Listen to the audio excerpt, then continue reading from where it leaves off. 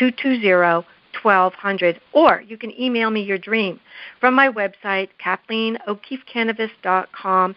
And while you're there, be sure to sign up for my newsletter filled with dream tips and writing tips for authors. And download your free Dream Course 101. So, Patricia, we were talking about hybrid and before the break, and we were talking about how much easier it is to get into a hybrid book with multi-authors, and the cost is significantly less. I mean, and the project that you are doing with BizCat 360 is much less than $1,000 for each author to get in, whereas I have been approached with the same multi-author hybrid books where they wanted $5,000 an author. And the cheapest I've ever seen for that has been $1,200. And that you had you could submit your story for 900 words. So this is quite an amazing deal, and I hope our audience takes advantage of it. Did you have anything else you wanted to talk about with this hybrid publishing before we go on to conventional?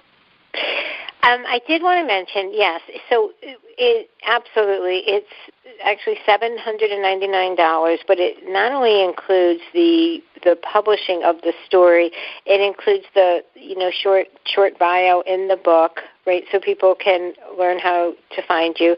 But it also includes the marketing and publicity around it with interviews for the authors. And so, it's really untouchable, to be quite honest, and in the world of what it offers. So the $799 goes basically for the publishing and the marketing cost. And so it's a phenomenal opportunity. And I do hope that people will go to the website sacredstoriespublishing.com and take a look. And we're accepting submissions until the end of April. Right. There is a cutoff, so, don't delay. Let's talk about conventional publishing, because you do conventional publishing as well, and that's the dream of just about every author, unless they are a business author, and they definitely do not want to be conventionally published because the publisher will own much of your work. And so if you have a company and a company logo, and you don't want to give that up, you may not want to be conventionally published, and I have run into some people who do not want to be conventionally published. But let's talk about the majority of authors who want a conventionally published book by a conventional publisher. One of the advantages to that is, it's kind of prestigious. Only 1% of books submitted to publishers with or without an agent are actually published. And out of those published books, that 1% of published books, another 1% only make it into the bookstores. The rest of them only go on to Amazon. So, the conventional publishers actually pay for tiny little spaces. They pay a lot of money for tiny little spaces in Barnes & Noble, so your book has to sell in order to be able to stay on that bookshelf. But another reason that, somebody may want to be conventionally published is it's prestigious. Let's face it, it is. To be able to say that you are the 1% of the 1% that were submitted, and that your book is on the bookshelves in Barnes & Noble puts you up there with, again, another 1%, is very, very prestigious. And so tell us about what you look for in an author who wants to be traditionally published and sends you their manuscript.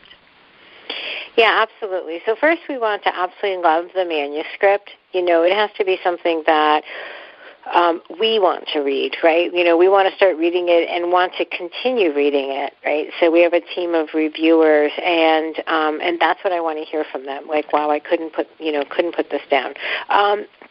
In addition, you have to love it. Yeah, because if we don't love it, then the chances of the general public loving it, will be less, right? So first we want to love it. And so that means, when you're submitting your manuscript to be conventionally or traditionally published, you want to make sure it's been edited. You want to make sure it's your best work. You're not sending them a draft. You're not sending them a pre-edited version. And the publisher may still put it through editing. We edit many of the manuscripts that we traditionally publish because they're great, but they can be tweaked. And you also want to, what we look for is, again, what you mentioned before. We look and say, who is the author? Does the author have an audience? Does the author have other books that they've been published? And the reason why that's important is because I tell the authors all the time, the work actually starts when the writing is complete. Most people think I finished the book, I'm done. But no, actually the work is starting, because the marketing and the publicity required for books to catch, attention, to get noticed, even from traditional publishers, is extensive. And the author is somebody that they want to make sure that other people are interested in. There's a lot of authors that have had phenomenally selling books because of who they are, or because they're recognizable in some way. And so we do look at that, and because it really is a numbers game. The royalty percentages that publishers keep when all the printing and distribution costs are complete is not a large percentage. And so it takes a lot of books to sell in order for publishers to turn a profit. And you mentioned even like Barnes and Noble. There's I think I heard they're all different, but well-known Barnes and Nobles, it's like $10,000 for the front table, to put your books on the front table.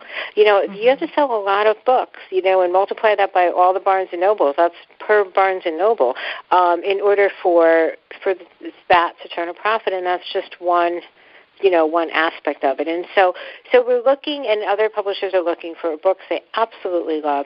And actually, to be quite honest, something that's relatively unique.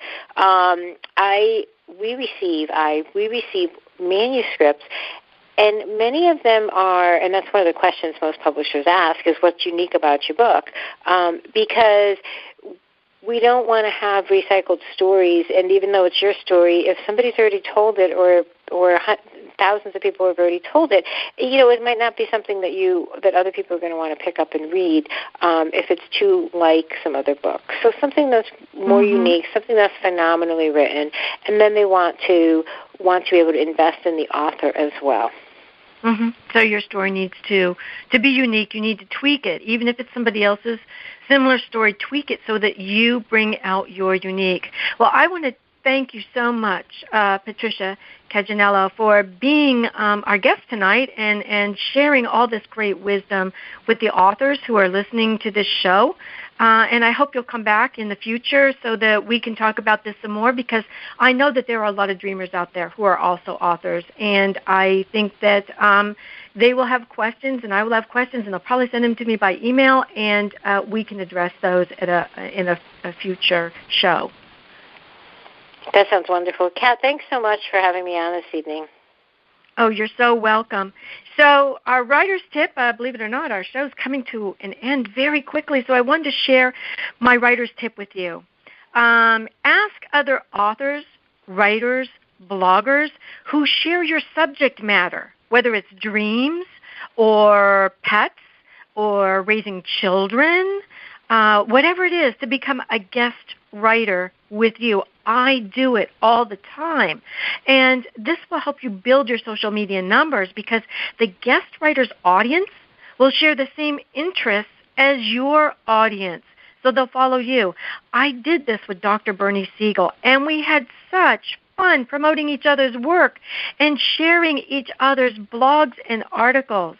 Trade blogs and articles for extended reader reach, and to keep your readers interested in your website and your work. So the dream tip this week, we've been going through the acronym of So Dream. So we set our intention and we organized ourselves. So the tip for this week is when you write your dream, in your journal, underline the play on word phrases. Okay, because dreams are great at play on words. These are important because just as your dream speaks to you with signs and symbols, they also speak to us with words or play on words phrases. So go back into your dream journal and see if these phrases have been used in other dreams too. This could be known as dream patterning. Your dreams may be sharing a similar message with you in different dreams. So although the dreams are not recurrent, the patterning in the form of the play on words is recurrent. So we've come to the end of our show. Please join us again the third Tuesday of this month when we're going to have Connie Bramer on, how Connie got her rack back. And she is hysterical to listen to because she loves to share stories about dating during treatment. For more exciting dream interpretations, live guests, and dream tips, don't forget to visit my website, KathleenO'KeefeCannabis.com, or The Queen of Dreams. Don't want to share your dream live? I understand. Email them to me from my website, and I'll read them on the show, and only use your first name. And if you're a writer who would love to be in a book in which I am collaborating with Sacred Stories Publishing and Dennis Pitico, CEO of BizCat 360 Magazine, click the products and packages link on my website for Tell Our Story of Change. And there's also a promotion package for you published authors. Dr. Larry Burke and I are currently working on a second dreams book, and we're looking for dreamers who had dreams that saved their lives, even daydreams. So if you had one, contact me on my website. You just might get in the book, and it's free. Great publicity for you. This show will be blogged on Pathos and made into an article for BizCat 360. It'll be posted on my Facebook professional page, Kathleen O'Keefe Cannabis Author, Speaker, Dream Expert, and Dreams That Can Save Your Life Facebook page, and the magazine for which I write, all accessible from my website. Until next time, remember, everyone dreams, but some dreams save lives. Good night, everyone, and sweet dreams. Thank you for joining us this evening, and a big thanks to our producer. Tune in next time to Dreaming Healing for more cutting-edge research, live dream interpretations, and stories with radio host and award-winning author Kat O'Keefe Cannabis. Listen every Tuesday at 9 a.m. and 9 p.m. Eastern Time with call-in live shows on the first and third evenings at 9 p.m. Eastern, 6 p.m. Pacific Time on syndicated Dream Vision 7 Radio Network. Remember, everyone dreams, but some dreams save lives. Live your dreams. Find more about Kat at KathleenO'KeefeCannabis.com. That's Kathleen with a K. OKEEFEKANAVOS. Or The Queen of Dreams on Google search.